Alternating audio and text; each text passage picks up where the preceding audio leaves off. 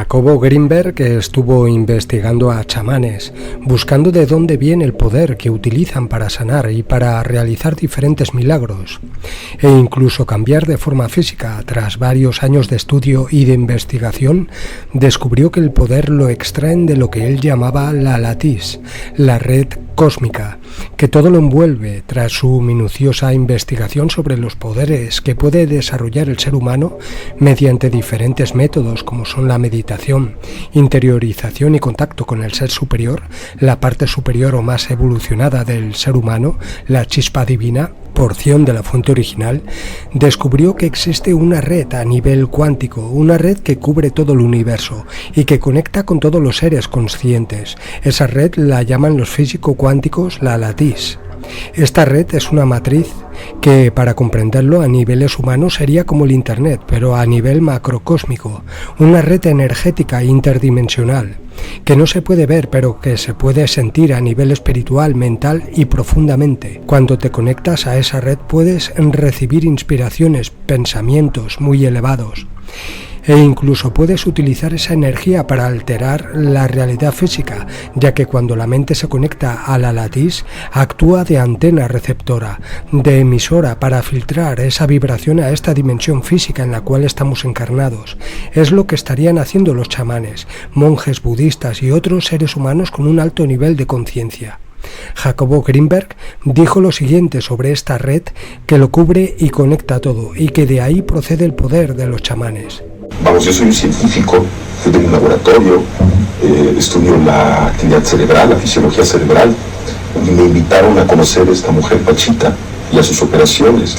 Y lo que yo vi ahí, en principio, contradecía todo concepto y todo conocimiento que yo tenía acerca de la realidad. Lo que me enseñó es que yo no puedo decir cuál es el límite de la capacidad humana. A partir de esa experiencia yo no me atrevo a decir el ser humano no puede hacer esto, el cerebro tiene tal límite en su potencialidad, sino que parecería que estamos dentro de un continuo extensísimo y no conocemos cuáles son los extremos de este continuo. ¿Cuáles son las experiencias de chamanes que más le han impresionado? A mí lo que más me ha asombrado de todo el estudio que he hecho de los chamanes de México es que estos personajes extraordinarios funcionan o parecen funcionar en una realidad que no tiene pasos intermedios, en donde no hay proceso. Por ejemplo, Pachita es uno de los casos más asombrosos que yo pude atestiguar. Yo trabajé con ella varios meses. Pachita tenía un paciente a verla, por ejemplo, alguien que tenía un problema pulmonar, y entonces si ella decidía, de alguna manera podía percibir directamente lo que le sucedía al paciente y lo que el paciente requería para mejorar. Si el paciente necesitaba, ella hacía una operación en donde extraía los pulmones enfermos e injertaba pulmones sanos. Ahora, esto es inconcebible. Vamos, la cirugía actual ya empieza a hacer este tipo de operaciones, pero la forma en la que Pachita hacía estas operaciones era con prácticamente las manos vacías. El único instrumento que utilizaba era un cuchillo de monte, muy burdo, muy grande, y además las operaciones eran realizadas en minutos, era casi instantáneo lo que se hacía. Y yo cada vez que veía esto me asombraba cada vez más de la inexistencia de pasos intermedios. Pachita sacaba el pulmón enfermo, injertaba el otro pulmón y listo. De alguna manera todo quedaba arreglado, como si no hubiera necesidad de una serie de procesos que normalmente uno supone que deben de ocurrir para la interconexión de los órganos injertados. Y al preguntarle a Pachita ¿qué pasaba? ¿Cómo es que hacía este portento? Ella decía que el proceso simplemente ocurría así. No solamente operaciones de pulmón, sino de corazón, de cerebro, cosas verdaderamente extraordinarias, siempre tenían esta característica en donde parecería que Pachita estaba localizada como ser sentiente, como ser sensible, en un nivel de la realidad en donde lo que ella deseaba ocurría. No había ningún mecanismo aparente, ¿no?, entre su deseo y la realización del deseo. Si su deseo era materializar un objeto, el objeto aparecía mágicamente de la nada, o si su deseo era desaparecerlo, también ocurría. Esto era lo más asombroso.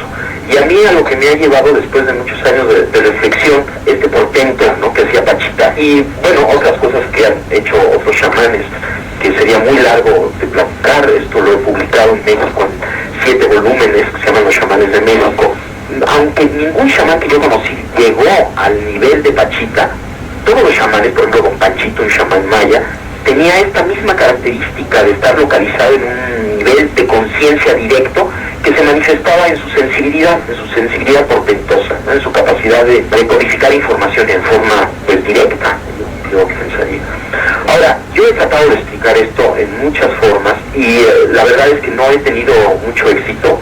Y lo último que he pensado, que le voy a platicar, es lo que más se acerca, de acuerdo con mis ideas, a un posible entendimiento de lo que sucedía. Decía antes que el cerebro, al interactuar con este campo informacional preespacial, como resultante final, crea la realidad perceptual. Ahora, lo que yo he pensado es que esta realidad que se crea, que es el producto final de un proceso cerebral, una vez creada, tiene una existencia real. Lo que estamos viendo, los colores, las formas, existen en este nivel que estoy mencionando. Son al mismo tiempo un producto final de un procesamiento, pero ya que está esto, tienen existencia real, pero existen como conciencia, no existen como materia, sino existen como conciencia.